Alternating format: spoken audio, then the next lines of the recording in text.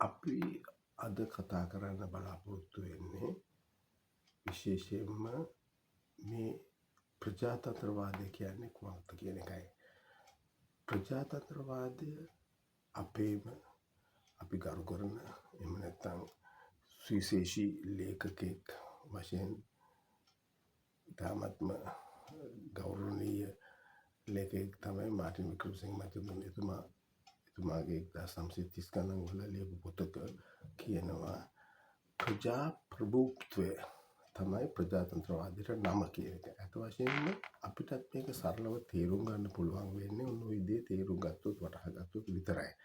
ඒතර ප්‍රජා ප්‍රභූත්වය පදනම් කරගෙන තමයි අපට ඡන්ද බලය දුන්නේ 1931 දී සූදා. ඒතර සූදා දීපු ඡන්ද බලය අත වශයෙන්ම 1948 නිදහස ගන්නකොට අපිට ඊට වඩා කිසියම් විදිහකට අපේ ව්‍යවස්ථාවක් නමුත් අර බ්‍රිතාන්‍ය පරිපාලන ක්‍රමවේදය තුල අපිට දුන්න ඒ ක්‍රමවේදය තුල මීට වඩා අද අපි දකින ප්‍රජාතන්ත්‍රවාදයට වඩා ශක්තිමත් පරිපාලනයක් තිබුණා. ශක්තිමත් පාර්ලිමේන්තුවක් තිබුණා. ඒ පාර්ලිමේන්තුව පවා අදට වඩා චරිතවාදී. නිසා මම කියන්නේ මේ ප්‍රජා ප්‍රභූත්වය කියන එක පැහැදිලිවම ජනතාවක් වශයෙන් අපි තේරුම් ගන්න ඕන. දැන් මේ සැරේ වුණත් නිර්ප්‍රභූ ප්‍රජාක් බරට එනවා කියලා කිව්වා. අත වශයෙන්ම අපේ මෙන්න මේ ඉතිහාසය නිර්වචනය කරන්න පුළුවන් වෙන්නේ නිර්ප්‍රභූ ප්‍රජාක් පාර්ලිමේන්තුවට ආවා කියලා කිව්වේ 1956 දී. පොතපතේ ඒක සඳහන් වෙනවා. එතකොට එහෙම කිව්වට අත වශයෙන්ම ක්‍රමානුකූලව දැන් අපි හිතමු සිංහල භාෂාව රාජ්‍ය භාෂාව බවට පරිවර්තනය කරලා පැය 24ක් තුළ මම කියන්නේ ඒක බෝම්බයක්. ඒ නිසා රාජ්‍ය සේවාවේ පවා බරපතල කඩාවැටීමක් සිද්ධ වුණා. දක්ෂ රාජ්‍ය නිලධාරීන් ඒ කාලේ සිවිල් සර්වන්ස්ලා රට දාලා ගියා. ඒ වගේම ජාතිවාදී අර්බුදයකට නිර්මාණය වුණා. එදා ඒගොල්ලෝ කටයුතු කරේ කිසියම් විදිහකට ඒකත් උපයෝග කරගෙන ජනතාව රැවටීමකටද කියන එක මම යම් කිසි විදිහකට ප්‍රශ්න කරනවා. මොකද හේතුව අවංකවම අත් වශයෙන් නිර්ප්‍රභූ ආණ්ඩු දිගින් දිගටම පත් වෙන්න කිසියම් විදිහකට ඒගොල්ලෝ ඉඩ නැති කරාද. ඒතකොට 1972 හා 78 ව්‍යවස්ථාවලින් පවා විශාල කඩාවැටීමකට ලක් කරා.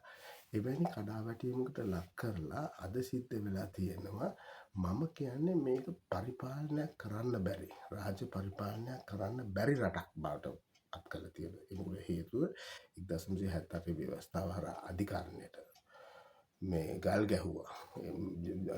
විනිශ්චයකාරවරුන්ට ගල් ගැහුවා. ඒ වගේම විවිධ චෝදනා කරා. පොලිසියට තර්ජනය කරා. අත වශයෙන්ම කිසියම් විදිහකට තමන්ගේ හිතවත් මම කියන හෙන්චයියෝ කියලා යම් කිසි විදිහකට උසස් වීම දුන්නා. ඒ වගේම DIG ලා වගේ තනතුරු වලට කෙලිමපත් කරා. ඇත්තටම මේ පොලිසිය අධිකරණය නීතිපතිවරයා ඒ වගේම අනිකුත් රාජ්‍ය ආයතන පවා විනාශයට පත් කරපු නිසා තමයි අද මේ බරපතල ව්‍යසනයක් පවා සිද්ධ වුණේ. මොකද හේතුව එවැනි ආයතන තිබුණත් ඒවයි ක්‍රියාකාරීත්වය කාර්යක්ෂමතාවය විශාල වශයෙන් අඩපණ වෙලා තියෙනවා. මොකද හේතුව ඇමතිවරු තමයි මේ සම්බන්ධයෙන් සම්පූර්ණ වාක්‍යයන් පාර්ලිමේන්තුවට පවා. නමුත් වගවීමක් නැති පාලනයක් නිර්මාණය කරලා තියෙන රාජ්‍ය සේවක කණ්ඩායම නිසා. අත වශයෙන් අපිට හිතන්න වෙලා තියෙනවා අද අවශ්‍ය වෙන්නේ එකයි. මොකද්ද?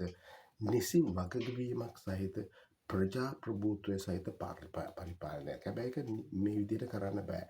අනුර කුමාර රාජ්‍ය බලය ගන්න කිව්වා මෙන්න මෙහෙමයි වෙන්න ඕන කියලා. නමුත් අද 100%ක් මේක වෙනවයි කියලා කියන්න බෑ. මොකද හේතුව රංගවල සිද්ධිය. අත් වශයෙන්ම රංගවල පළවෙනි දවසේ තමන්ගේ සුසුකම් නැති යම් කිසි තත්ත්වයක් කිව්වහම ආණ්ඩුව පියවර ගන්න ඕනේ සම්බන්ධයෙන් ඔහු මම කියන්නේ ඉවත් කරන්න පවා. මොකද හේතුව මේ සැරේ වුණත් අත වශයෙන් මොකක් හරි විවිධ කරුණු කාරණා කියමින් ඒක යටපත් කරන එකේ නෙවෙයි වෙන්න ඕන. ඒක ආදර්ශමත් පාලන යාන්ත්‍රණයක සිදු නොවිය යුතු දෙයක්.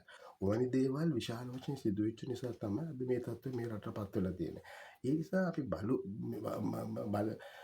බල කරන්න ඕනේ මේ වර්තමාන ආණ්ඩුවට. මොකද හේතුව නැවත අපිට මීට වඩා හොඳ කාණ්ඩයක් ගේන්න පුළුවන්කම තියෙනවද? එහෙම දෙයක් රටේ නිර්මාණය වෙලා තියෙනවද?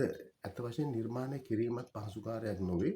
මොකද හේතුව මේ මැතිවරණ ක්‍රමය හරහා නිර්මාණය කරලා තියෙන්නේ ඒ නිර්පභූ ප්‍රන්තයකට නෙවෙයි.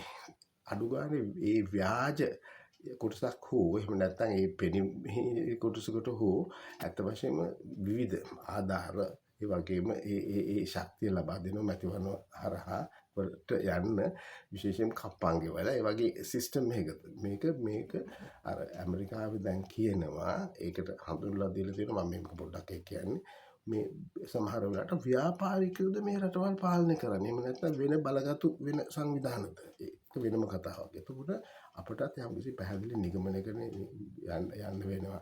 අපි තේරුම් කරගන්න ඕන මාර්ටින් වික්‍රමසිංහ මැතිතුන් කිව්ව විදිහටම එදා විශේෂයෙන්ම මේ ප්‍රභූවරු නිර්ප්‍රභූ ජනතාවට සාධාරණය කරන්න නැති බව පැහැදිලිවම තේරුම් තියෙනවා. ඒගොල්ලෝ සුදු ඇඳගෙන පිරිත් නූල් දාගෙන කටයුතු කරාට අද රටේ නිර්මාණය වෙලා තියෙන්නේ ඇත්ත වශයෙන්ම නිර්ප්‍රභූ ආණ්ඩුවක්ද කියන එක මම කියනවා. මම අහනවා. මොකද හේතුව හොඳම උදාහරණය මෑතකදී විශේෂයෙන්ම මේ අපි දැක්කා විශේෂයෙන්ම දැන් අපි ගත්තොත් රංගවල සිද්ධිය. ඒ වගේම මේ අර්බුදයෙන් පස්සේ ස්වභාවික විසනයකට පස්සේ ඒ ප්‍රාදේශීය මට්ටමේ දේශපාලනයේ තමන්ගේ කාණ්ඩයට ඒවා බෙදෙන යම් කිසි තත්ත්වයක ආරවුලක් නිර්මාණය වුණා. කට්ටනයක් දුන්නා. ඉන්නේ එහෙමයි. එහෙමනේ රටක් වෙන්න බෑ. මේ රාජ්‍යපාලනය නියමිත ආකාරයෙන් යම් කිසි විදිහකට ස්ථාපනය කරන්නේ නැත්නම් ප්‍රතිසංස්කරණය කරන්නේ නැත්නම් මේ රට තවදුරටත් ඉදිරියට ගෙනියන්න බෑ. අපි ණය ගත්තෙත් ණය ගෙවන්න තවත් ණය ගත්තෙත් ඒ ආකාරයෙන් විගණන වලදී හෙළියවලා තියෙන විශේෂයෙන්ම ඒ සම්පත් සම්බන්ධයෙන් පවා අත වශයෙන්ම ඒ නිසි ආකාරයට ආයෝජනය වෙලා නැහැ. සමහර මුදල් අත වශයෙන්ම ඒ සම්බන්ධයෙන් වගවීමක් නැහැ. කාගේ සාක්කුවලටද ගියේ. එන්න ඔවැනි තත්ත්වයකදී ඊටාමත්ම පැහැදිලිව අපි තේරුම් ගත යුතු කරුණු රාශියක් තියෙනවා. මූලික දේ තමයි මේ රටේ නිසි පරිපාලනයක් කරන්න පුළුවන් වෙන්නේ ඇත්ත වශයෙන්ම අවංක පාලකයෝ හිටියොත් විතරයි. ප්‍රජාතන්ත්‍රවාදය ශක්තිමත් කරන්න අවංක පාලකයෝ බුදු දේශනාවේ පවා කියලා තියෙන රජු තැහැමි විය යුතුයි. අපි බෞද්ධ හැටියට අපිට තියෙන අර්බුදය තමයි වංචාකාරයෝ, බොරුකාරයෝ, රැවටිලිකාරයෝ දේශපාලනය ගිහිපු නිසා තමයි මේ අර්බුදය වෙලා තියෙන්නේ. මම යෝජනා කරනවා මේ ප්‍රභූ පරිපාලනය. එහෙම නැත්නම් මේ අත් වශයෙන්ම රටක් හැටියට ජනතාවගේ පාලනයක්. එහෙම නැත්නම් මේ විදිහට ප්‍රජාතන්ත්‍රවාදයේ නිසියාකාරයෙන් ශක්තිමත් කරලා කොහොමද අපි ඉදිරියට යන්නේ කියන එක අපි තීරණය කරන්න ඕන. ඉතාමත්ම වැදගත් දෙයක් තමයි මේ රට කිසියම් විදිහකට නැවත කිසියම් ආකාරයකට මේ යන පාරෙම යන්න ඉඩ ඇරියොත් වෙන්නේ පැහැදිලිවම රටක් හැටියට මේ රට තව දුරටත් විනාශයට පත් වෙන නිසා ඒ සිදුවිය යුතු නැත. ඒ සම්බන්ධයෙන් අවබෝධයක් ගන්න. මොකද හේතුව ප්‍රභූත්වය ප්‍රභූ පරිපාලනය මේ නෙවෙයි ඇත්ත වශයෙන්ම ජනතා පරිපාලනයක් නිර්මාණය කළ හැකි පරිසරයක් තියෙන කළ යුතුයි. කෙසේ හෝ ඒ සම්බන්ධයෙන් හිතන්න බලන්න යම් කිසි විදිහකට අපි සාකච්ඡාවක් ලක් කරමු. යම් කිසි විදිහකට නිර්මාණය කරමු. ඒක අපේ රාජකාරිය. මොකද හේතුව අපිට අපේ අනාගත දරු පරපුරට පවා දශක ගානාවක් තිස්සේ මේ පාලකයෝ ගත්ත ණය ගෙවන්න තියාගෙන යම් කිසි විදිහකට රටක් දියුණු කරලා වැඩක් නැහැ. මොකද හේතුව ඒ දරුවෝ මේ ණය වලට කියන්න ඕන නැහැ. බොහොම ස්තුතියි.